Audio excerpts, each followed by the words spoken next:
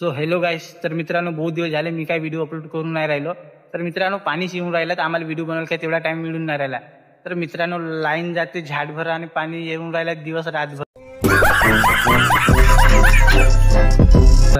तर चला मित्रांनो, आज तुम्हाला दाखवतो आमच्या गावच्या शारदा देवी आणि गरब्याचा माहोल. माझ्यासोबत आहेत माझे हे दोन मित्र.